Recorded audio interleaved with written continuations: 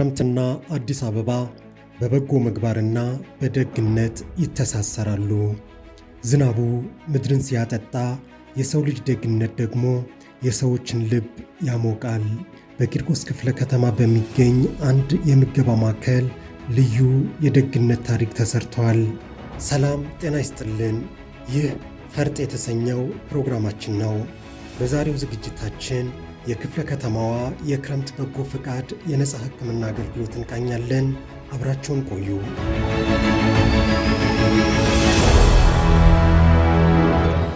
በአዲስ አበባ ከተማ አስተዳደር የምግብና መድኃኒት ባለሥልጣን የቂርቆስ ቅርንጫፍ ጽሕፈት ቤት በክረምት ወራት ለአረጋውያን የሚሆን ልዩ ስጦታ አዘጋጅተዋል።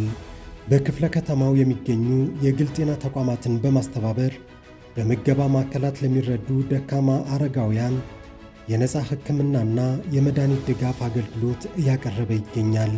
ይህ መርሃ ግብር የብዙዎችን ጤና የታደገና እፎይታን የሰጠ ነው። አሚቱ በቀለ በጣም ደስ ብሎኛል። ህመሜን መጥቼ ተናግሬ ሳስታውቅ ህመሜ ታይቶልኝ እዚህ ቦታ ላይ ተገኝቼ ድጋፍ በማግኘቴ በጣም ነው ደስ ያለኝ። በዚህ ድርጅትና በዚህ ሕክምና ቦታ ላይ ከሰዎች ጋር ተካፍዬ አሁን ይሄ እግሬና ታፋዬ ነው የሚቸግረኝ ጎኔ ላይ ብያለሁኝ። አይቶልኛል። በጣም ነው ደስ ያለኝ። በድጋፉ ሳናስበው ሳናቀው ይሄ ነገር መጥቶ ለእኛ በመቅረቡና እኛ በአቅማችን ደረጃ ባልደረስንበት መንግስት አውቆልን አቅርቦ ባመጣልን በጣም ደስ ብሎኛል። ለአይኔ መጣሁት ያደረሱበት ቦታ የለም እና አሁን አቅሜ ሲያንሰኝ ተኩና ብዙ ገንዘብ ስለጠየቁኝ አቅሜ እዛ ለማድረስ አልቻለም። መንግስት ይህን ሕክምና ማቅረቡ እኔ ደስ ይለኛል። እኔ አመሰግናለሁ። በጤናው ዘርፍ የተሰማሩ የግል የጤና ተቋማት ማኅበራዊ ግዴታቸውን በመወጣት ረገድ የክረምት በጎ ፈቃድ የነፃ ሕክምና ጥሩ ዕድል ፈጥሮላቸዋል። ክፍለ ከተማ አስተዳደሩ ተቋማቶችን በማስተባበር ለዚህ በጎ ዓላማ እንዲሰለፉ ያደረገው ጥረት ፍሬ አፍርቶ ለብዙዎች አለኝታ ሆነዋል። ስሜ ዶክተር ቤተልሔም ፍቃዱ ይባላል። የመጣሁት ከፕሮቪዥን ልዩ የአይን ክሊኒክ ነኝ። ክሊኒክ ማናጀር ነኝ። የመድኃኒትና ምግብ ቁጥጥር ኃላፊዎች ከኛ ጋር ኮሚኒኬት የሚያደርጉትን ከመነጋገር ጋር አንጻር ቢሮ ምን አስቧል፣ እኛም መሳተፍ እንፈልጋለን ስንላቸው በደስታ ተቀብለውን ይህንን አመቻችተውልን እንዲህ በአማረ ሁኔታ እየሰራ እንገኛለን ማለት ነው። ምርመራው ልዩ የአይን ዋና ዋና ምርመራዎች ጀነራል ኤግዛሚኔሽን ነው ያለው። ሐኪሞች አሉን፣ የመነጽር ባለሙያዎች አሉን፣ ነርሶች አሉን። እንደምታውቁት ተመርምሮ ሰው ደግሞ ወዴት ይሄዳል ነው ወይ መድኃኒት ይታዘዝለታል። የአይን ደግሞ ሰርጀሪ ሊያስፈልግ ይችላልና እንዳልኳችሁም የተወሰኑ ሰርጀሪዎችን ስፖንሰር ለማድረግ ስላሰብን ወደኛ ክሊኒክ መጥተው ክትትል እንዲያደርጉና ሰርጀሪዎቻቸውን በዛ መልኩ ካስኬድ ለማድረግ አስበናል ማለት ነው።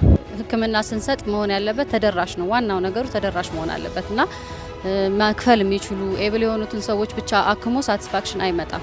ስለዚህ ሰፊው የማህበረሰብ አካል ደግሞ እንደምታውቁት የማይችል ስለሆነ እነሱን በመደገፍ በተለያየ መልኩ በሕክምናም ኢንቨስትመንትን በተለያየ መልኩ በማድረግ አንደኛ ሜንታል ሳቲስፋክሽንም ይኖራል፣ ተነሳሽነት ሞቲቬሽንም ይኖራል። አት ዘ ኤንድ ኦፍ ዘ ዴይ ደግሞ ማህበረሰቡን ተደራሽ ማድረግ ስለሚችል ኢትስ ቱ ዌይ እነሱ የታከሙት ብቻ ሳይሆን የሚደሰቱት አካሚዎቹም ደግሞ ሳቲስፋክሽንም ሞቲቬሽንም ስላለው እንዲያደርጉት እመክራለሁ። ዶክተር ፎዚያ ሽኩር እባላለሁ። ከቢፋን ደርማቶሎጂ ክሊኒክ ነው የመጣሁት። እንደ ደርማቶሎጂ ክሊኒክ የቆዳ እንዲሁም ተያያዥነት ያላቸው የጥፍር፣ የጸጉር በሽታዎችን ሕክምና ለመስጠት እዚህ ቦታ ላይ ተገኝተናል። እንደ ጤና ተቋም መክፈል የማይችሉ ከተለያዩ በሽታዎች ጋር ብዙ ጊዜ አብረው የሚኖሩ ታካሚዎች ሊኖሩ ስለሚችሉ እንደዚህ አይነት የጤና አገልግሎት ሕክምና መስጫ የጤና አገልግሎቶች የሚበረታቱ ናቸው ብዬ አስባለሁ። እኛም ያየነው ነገር እንደዛ ነው። ሰዎቹ ብዙ አብረው የኖሯቸው በሽታዎች ነበሩ። በኢኮኖሚ እጥረት ምክንያት ሕክምና ማግኘት አልቻሉም ነበረ። እንደዚህ አይነት ፕሮግራም በመዘጋጀቱ ምክንያት ይህንን ሕክምና ሊያገኙ ችለዋል። ያው እንግዲህ እንደ ጤና አገልግሎት የእንደዚህ አይነት ፕሮግራሞች ባሉበት ቦታ እኛም የዚህን ተሳትፏችንን ለማጠናከርና ለመቀጠል ፈቃደኞች መሆናችንን ያው በዚሁ አጋጣሚ መግለጽ እፈልጋለሁ። በተለይም በዚህ ሁኔታ የሚገኙ ወገኖች ማገልገል ከምንም በላይ እርካታ አለው። እነዚህ የህብረተሰብ ክፍሎች ሆስፒታል ሄደው ለመታከም የገንዘብም የሰው እጥረት ያለባቸው ናቸው።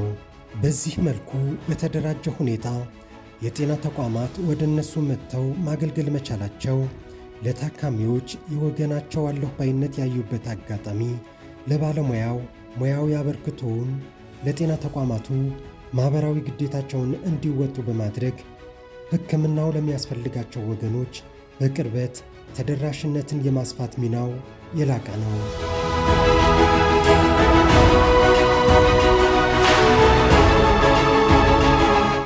ይህ ጅማሮ በክረምት በጎ ፍቃድ ብቻ የሚያበቃ አይደለም። ክፍለ ከተማ አስተዳደሩ ከግል ጤና ተቋማት ጋር የጀመረውን ቅንጅት ይበልጥ በማስፋት የምገባ ማዕከላት ተጠቃሚዎች ዘላቂ የጤና ክትትል እንዲያገኙ ለማስቻል በር የከፈተ ትልቅ ዕድልም ጭምር እንጂ።